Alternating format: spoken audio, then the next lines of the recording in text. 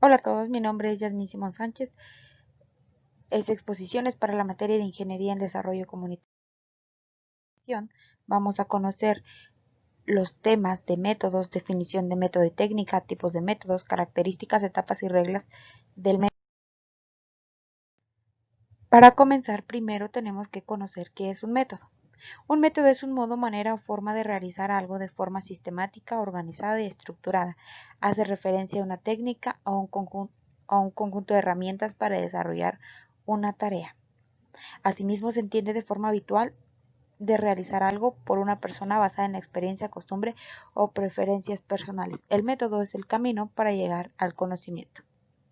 Procede del latín métodos, que a veces deriva del griego meta. ¿Qué es una técnica? Una técnica es el concepto universal del procedimiento que se realiza para ejecutar una determinada tarea. La técnica no puede considerarse una ciencia o parte de ella, en vista de que las técnicas se generalizan para todo el campo en el que sea necesario aplicar un procedimiento o reglaje para hacer algo. Según la necesidad que se pretende, la técnica se adaptará a la situación. La técnica es la forma en que vamos a obtener el conocimiento. Una forma clara es una entrevista. Posterior a eso, es importante conocer cuál es la diferencia entre método y técnica. El método es el conjunto de pasos y etapas que debe cumplir una investigación y esta aplica a varias ciencias. La técnica es el conjunto de instrumentos en el cual se efectúa el método. Tipos de métodos: no científicos, lógicos y científicos. El primer método que voy a explicar es el método deductivo. Este se caracteriza por partir de datos generales que son aceptados como válidos para llegar a una conclusión particular. Va de lo general a lo particular. Es decir, se toman evidencias de algo en bastantes cantidades, es decir, que existe, es bastante numerosa para llegar y deducir que eso mismo aplica para todos. El método inductivo parte de datos particulares a datos generales, se sitúa desde un punto de vista general llegando a un fin específico. Esto quiere decir que toma a una sola causa, a un solo objeto, y de ahí lo estudia, y es decir, a los demás de su misma especie o a lo demás que tengan que ver con ellos mismos, se le generalizan las mismas investigaciones y los mismos conocimientos que se tienen de él.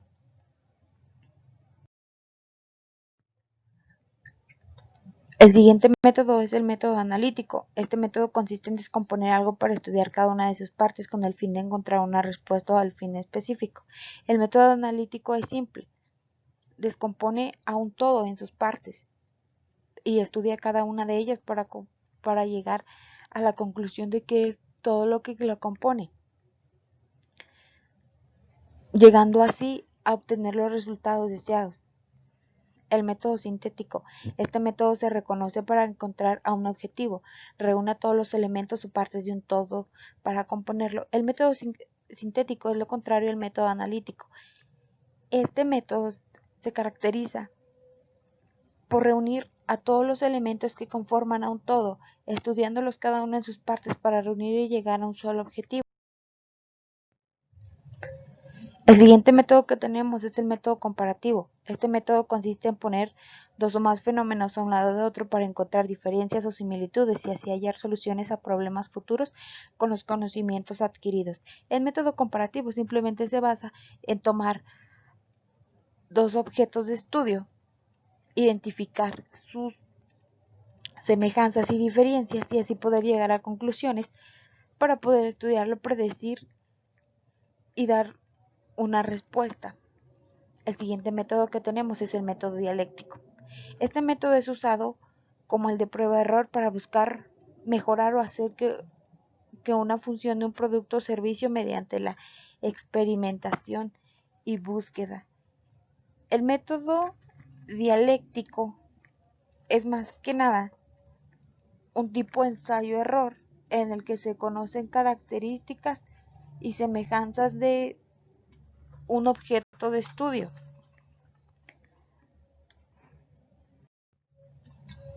El siguiente método que tenemos es el método cuantitativo. Su objeto de estudio suele encontrarse en el mundo exterior y se encuentra ajeno a toda clase de deducción personal o bien criterio particular de los investigadores, pasando por el avalúo de leyes universales que permite el establecimiento de conclusiones válidas para futuros trabajos, siendo este un método muy empleado en las ciencias exactas. Este método se diferencia del resto y su principal característica es que se basa principalmente en cifras y números para llegar a encontrar su objetivo. El siguiente método que tenemos es el método cualitativo. A lo contrario del método cuantitativo, este no se basa en números, simplemente se basa en cualidades del objeto de estudio. Aporta datos de tipo descriptivo, es decir, que son conclusiones teóricas no fundamentadas en aspectos numéricos, por lo que sirven de antecedentes para estudios sociales y no de las ciencias exactas. El siguiente método que tenemos es el método histórico, aquella orientación que se centra en responder a la pregunta acerca de cómo es una determinada parte de la realidad del objeto de estudio, encontrando y analizando cada una de las características a través del tiempo.